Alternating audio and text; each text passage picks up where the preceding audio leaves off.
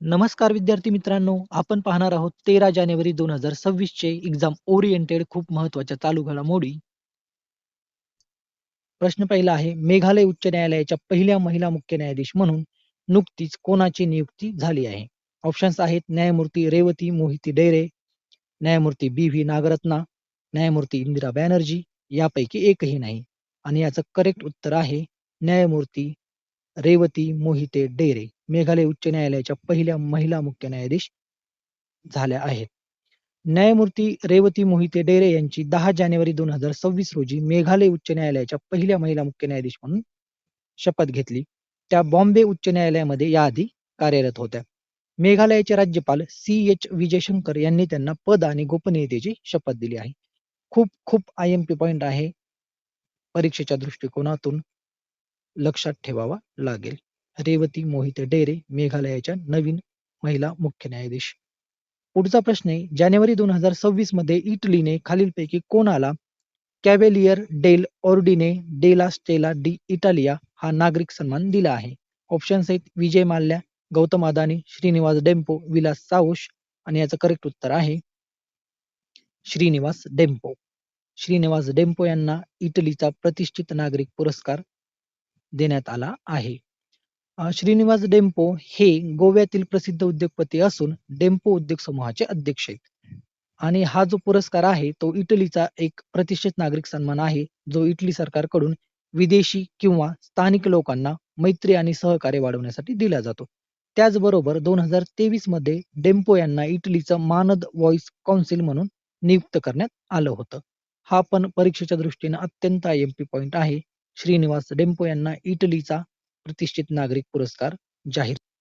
प्रश्न क्रमांक 3 आहे, बायोबिटुमेनचा व्यावसायिक वापर करणारा जगातील पहिला देश कोण ठरला आहे?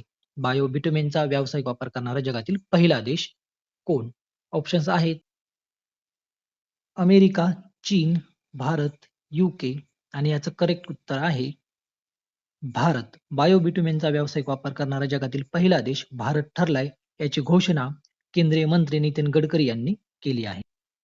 बिटुमेन एक प्रकारचं हायड्रोकार्बन मिश्रण आहे जे कच्च्या तेलातून प्राप्त होतं.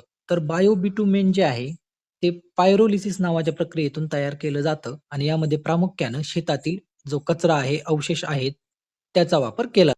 भारतानं जे बायोबिटुमेनचं व्यावसायिक उत्पादन सुरू केलं आहे, त्याचा वापर मुख्यत्वे रस्ते बांधकामात होणार असून तंत्रज्ञान शिशिर प्रयोगशाळेमध्ये निर्माण करण्यात आलं आहे.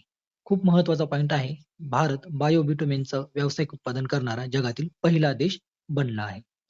नेक्स्ट पॉइंट आहे, खालीलपैकी कोणत्या राज्यात अलीकडेच विषमुक्त रीड स्नेक प्रजाती शोधली गेली आहे? कोणत्या राज्यात अलीकडेच विषमुक्त रीड स्नेक प्रजाती शोधली गेली आहे? ऑप्शन्स आहेत मेघालय, आसाम, मणिपूर, मिझोराम. आणि याचं करेक्ट उत्तर आहे ऑप्शन क्रमांक डी, मिझोराम. मिझोराममध्ये अलीकडेच विषमुक्त रीड स्नेक प्रजाती शोधली गेली. त्याचं वैज्ञानिक नाव आहे कॅलॅमरिया मिझोरॅमेन्सिस. वर्गीकरण ही कॅलॅमरिया म्हणजे रीड स्नेक जातीतील नवीन प्रजाती आहे, जी जगभरात ओळखल्या जाणाऱ्या 69 प्रजातींपैकी नवीन आहे. 69 टोटल प्रजाती आहेत. ही एक विषमुक्त प्रजाती आहे. मानवाला कुठलाही धोका त्यापासून नाहीये आणि IUCNच्या यादीमध्ये कमी धोक्यात असलेली प्रजाती आहे. मिझोराममध्ये शोधली गेली आहे नवीन रीड स्नेक प्रजाती. पुढचा पॉइंट आहे, संयुक्त राष्ट्र महासभेने 2026 हे कोणतं आंतरराष्ट्रीय वर्ष म्हणून घोषित केले? ऑप्शन्स आहेत महिला शेतकऱ्यांचं आंतरराष्ट्रीय वर्ष, जैवविविधता संरक्षणाचं आंतरराष्ट्रीय वर्ष, गवताळ जमिनी व पशुपालकांचं आंतरराष्ट्रीय वर्ष आणि महासागर व जलचर प्राणी आंतरराष्ट्रीय वर्ष. आणि याचं करेक्ट उत्तर आहे संयुक्त राष्ट्र महासभेने 2026 ला गवताळ जमिनी आणि पशुपालकांचं आंतरराष्ट्रीय वर्ष म्हणून मान्यता दिली आहे. खूप खूप जास्त IMP पॉइंट आपल्याला परीक्षेच्या दृष्टिकोनातून आहे. नेक्स्ट पॉइंट आहे, NCRBच्या ICGS 2.0 inter operable criminal justice system राष्ट्रीय रँकिंगनुसार भारतामध्ये पहिल्या क्रमांकावर कोणत्या राज्याचे पोलीस आहेत? ICGS 2.0. ऑप्शन्स ए आहे Haryana police, B Maharashtra police, C Uttarakhand police, D Gujarat police. आणि याचं करेक्ट उत्तर आहे ऑप्शन क्रमांक सी, उत्तराखंड पोलीस. NCRB द्वारे जारी केलेल्या ICGS 2.0 प्रगती डॅशबोर्डमध्ये उत्तराखंड पोलीस 93.46 गुणांसह राष्ट्रीय स्तरावरती प्रथम स्थानी आहेत. 93.46 गुण आहेत उत्तराखंड पोलिसांच्या. हरियाणा दुसऱ्या क्रमांकावर 93.41 आणि आसाम आहे तिसऱ्या क्रमांकावर. आणि ही क्रमवारी डिजिटल पोलिसिंग आणि न्यायव्यवस्थेतील कार्यक्षमतेवरती आधारित आहे. खूप पुढचा पॉइंट आहे AERB ॲटॉमिक एनर्जी रेग्युलेटरी बोर्डचे नवीन अध्यक्ष म्हणून कोण नियुक्त झाले आहेत? AERB चे नवीन अध्यक्ष. ऑप्शन्स आहेत DK Shukla, RK Sinha, AK Balasubrahmanyam, SK Mehta आणि याचं करेक्ट उत्तर आहे ऑप्शन क्रमांक C AK बालासुब्रमण्यम. AERB चे नवीन अध्यक्ष AK बालासुब्रमण्यम. AK बालासुब्रमण्यम यांची नियुक्ती पंतप्रधानांच्या अध्यक्षतेखालील ACC न मंजूर केली आहे. कार्यकाळ असणारे 3 वर्षाचा DK शुक्ला यांच्या जागी त्यांची नेमणूक करण्यात आली आहे. त्यांनी याआधी NPCIL मध्ये डायरेक्टर म्हणून काम केले आणि PHWR च्या प्रकल्प सुरक्षा समितीचे चेअरमन म्हणून काम केले. त्याचबरोबर ते इंडियन नॅशनल अकॅडमी ऑफ इंजिनिअरिंगचे फेलो आहेत. AK बालासुब्रमण्यम AERB चे नवीन अध्यक्ष. खूप महत्वाचा पॉइंट. नेक्स्ट पॉइंट आहे राष्ट्रीय वस्त्र मंत्री संमेलन 2026 कोणत्या शहरात आयोजित झालं आहे? राष्ट्रीय वस्त्र मंत्री संमेलन.